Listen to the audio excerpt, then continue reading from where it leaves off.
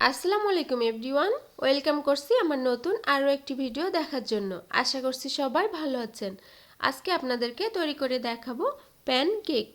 এই রেসিপিটা তৈরি করা যেমন সহজ, খেতে কিন্তু ভীষণ মজার। স্পেশালি বাচ্চারা এটি খুবই পছন্দ করে থাকে।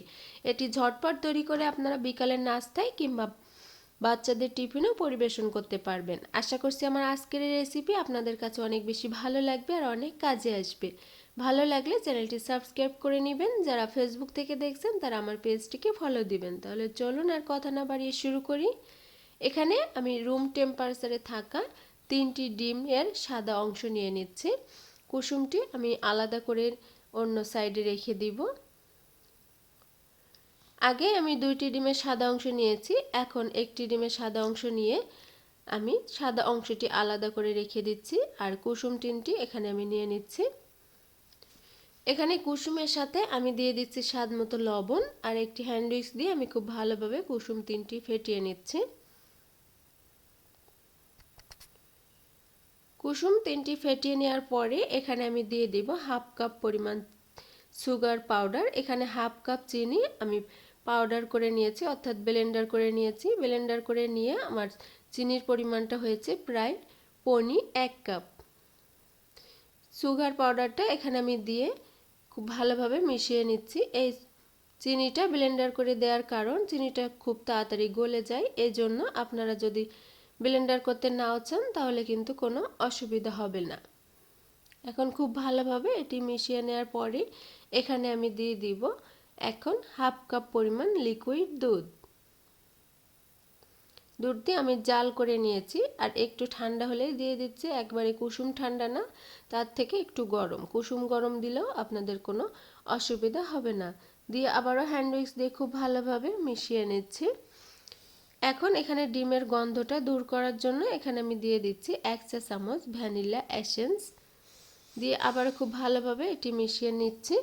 এখন একটি স্ট্রেনারে আমি এখানে নিয়ে নিচ্ছি হাফ কাপ পরিমাণ ময়দা। এখানে মেজারমেন্টগুলো অবশ্যই আপনারা ফলো করবেন। আর দিয়ে দিচ্ছি 1 টেবিল চামচ কর্নফ্লাওয়ার, সাথে দিয়ে দিচ্ছি 1 চা চামচ বেকিং পাউডার আর 1/4 চা চামচ বেকিং সোডা। দিয়ে আমি স্ট্রেনারে টেলে নিচ্ছি।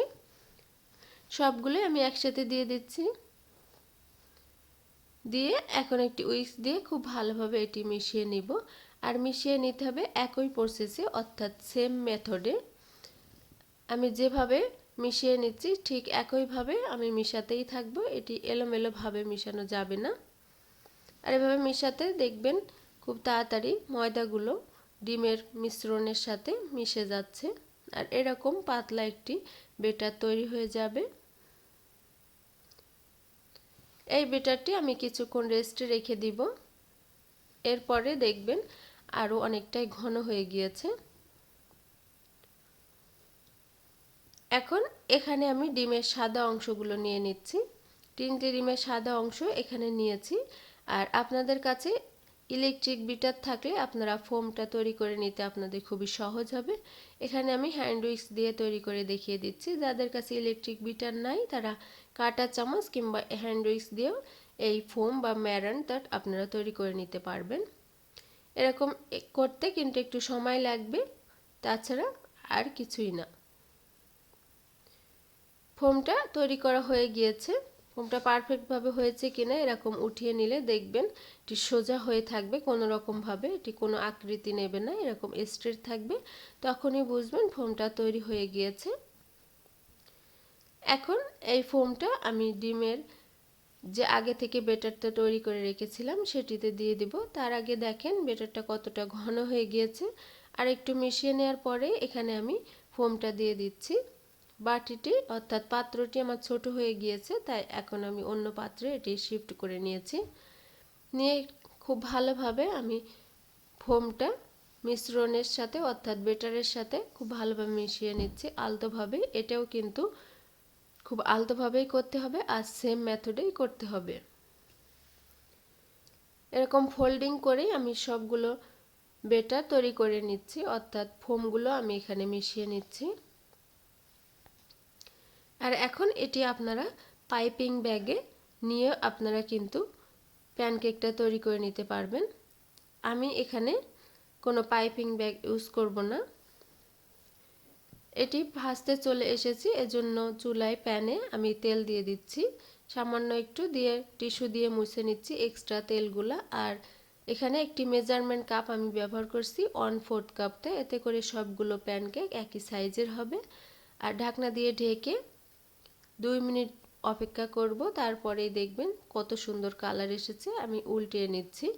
আর চুলার আঁচটা কিন্তু একেবারেই লোতেই থাকবে, তাহলে আপনারা সবগুলো প্যানকেক একই কালার করে ভেজে নিতে পারবেন। আপনাদের সুবিধার্থে আমি আরও একটি তৈরি করে দেখিয়ে দিচ্ছি। আর একইভাবে আমি সবগুলো তৈরি করে নিয়েছি। এভাবে ঢাকনা দিয়ে ঢেকে তৈরি করবেন, দেখবেন ফুলে যাবে আর কালারটাও খুবই সুন্দর আসবে, রান্নাটাও খুবই তাড়াতাড়ি হয়ে যাবে। তো ভিউয়ার্স, তৈরি হয়ে গিয়েছে আমার প্যানকেক রেসিপি। আশা করছি ভালো লেগেছে আপনাদের কাছে। ভালো লাগলে চ্যানেলটি সাবস্ক্রাইব করে নেবেন। আর যারা ফেসবুক থেকে দেখছেন তারা আমার পেজটিকে ফলো দিবেন। আজকে এই পর্যন্তই, অন্য কোনো রেসিপি নিয়ে আবারও চলে আসবো। সে পর্যন্ত সবাইকে আল্লাহ হাফেজ।